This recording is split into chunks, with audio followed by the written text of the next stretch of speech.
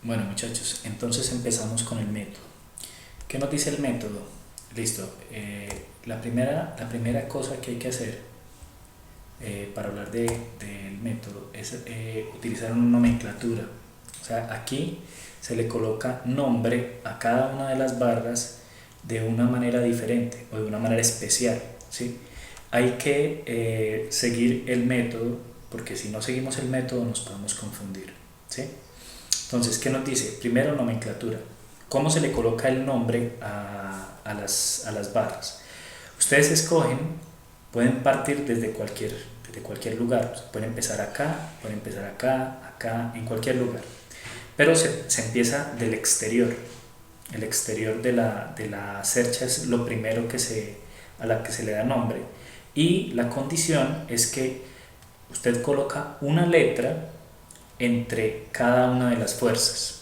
O sea, aquí hay una fuerza de 62,5, aquí hay una fuerza de 80. Entre esas dos fuerzas yo coloco una letra, ¿sí? Entre las siguientes dos fuerzas coloco otra letra. Entre las siguientes dos fuerzas coloco otra letra. Entre las siguientes dos otra letra. No importa qué tan lejos o qué tan cerca estén. Hay que pensar que cada una de las fuerzas, de manera imaginaria, nos está generando como un lote. Sí, hagan de cuenta que cada fuerza es un alambre de púas y cada zona que se nos genera es un lote. Pues le tenemos que dar una letra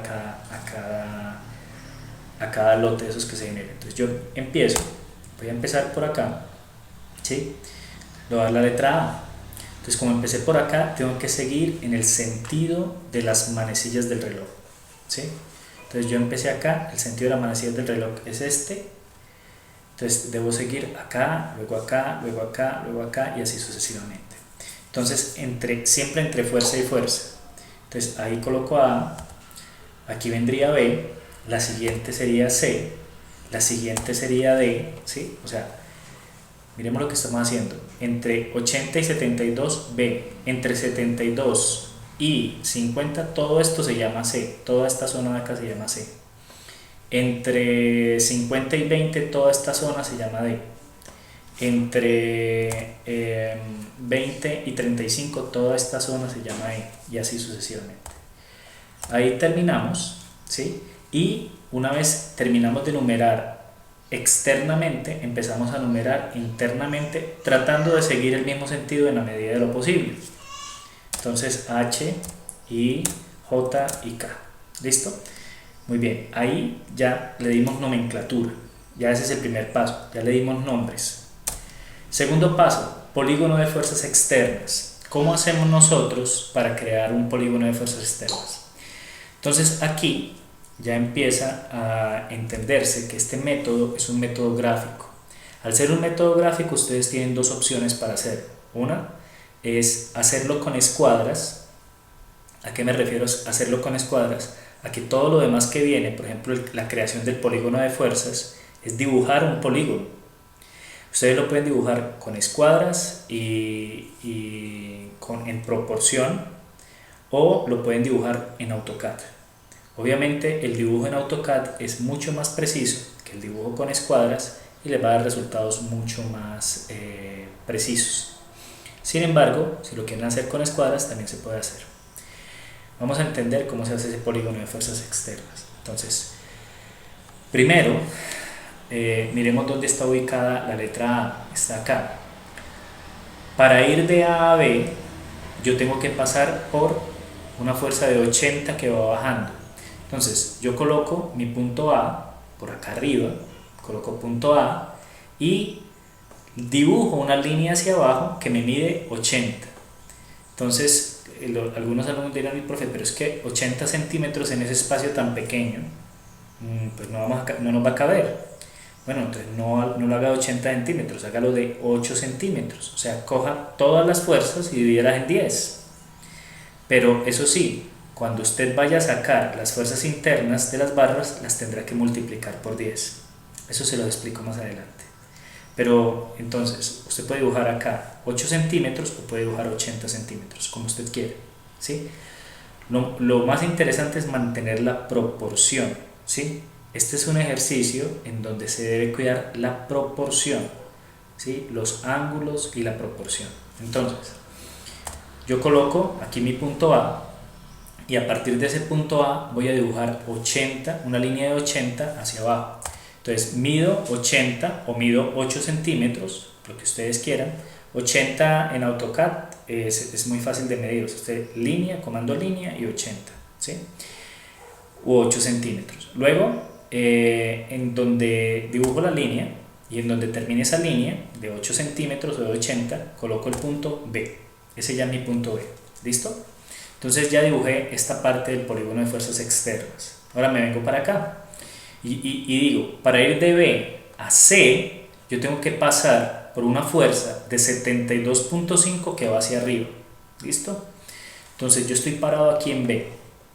Pilas, estoy parado en B y tengo que subir 72.5 o 7.25, subir, y donde termine eso, ahí llego al punto C, ¿sí? Entonces mido 72.5 o 7.25 y llego al punto C. Entonces ese punto, dibujo la línea y ese punto donde llegué es el punto C, ¿sí? Muy bien, seguimos. Vengo acá a la cercha y digo, para ir de C a D, mire, para ir de C a D necesito moverme 50 hacia la derecha, 50 hacia la derecha o 5, los que están trabajando con escuadras, 5 centímetros a la derecha. Listo, entonces mido esos 5 centímetros o los 50, dibujo la línea y llego al punto D, ¿de acuerdo? Y así sucesivamente. Entonces para ir de D a E tengo que bajar 20 o bajar 2.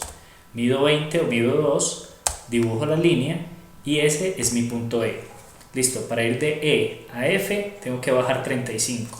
Entonces 35 o 3.5 y llego al punto F.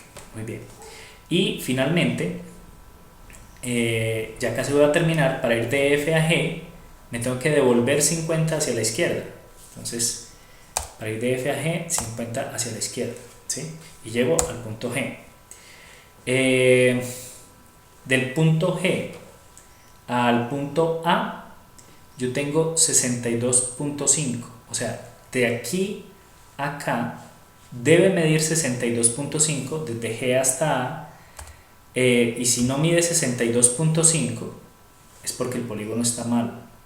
O sea, desde G hasta A usted debe medir 62.5 o 6.25 si lo está haciendo en proporción.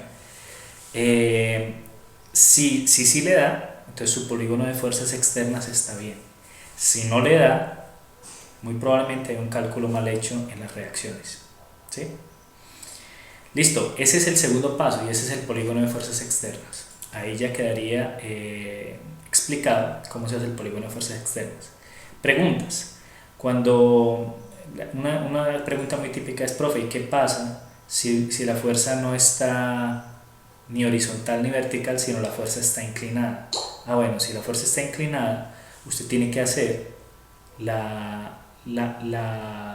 tiene que, cuando llega, por ejemplo, de A a B, bajamos 80 recto. Si fuera inclinada, tendríamos que bajar de A a B 80 inclinados, con el mismo ángulo que está inclinada la carga, ¿sí?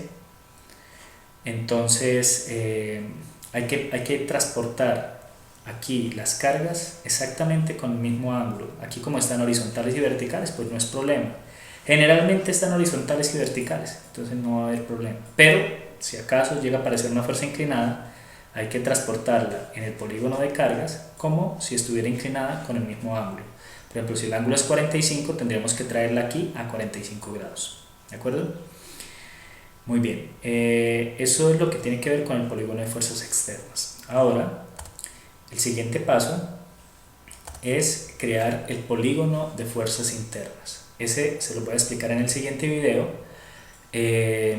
Y aquí es muy importante saber manejar las escuadras si no se tienen, si no se tiene AutoCAD, o más adelante yo mismo haré el ejercicio en AutoCAD, este mismo ejercicio, para que lo entendamos cómo se hace con AutoCAD, para que miren qué comandos utilizar y todo esto.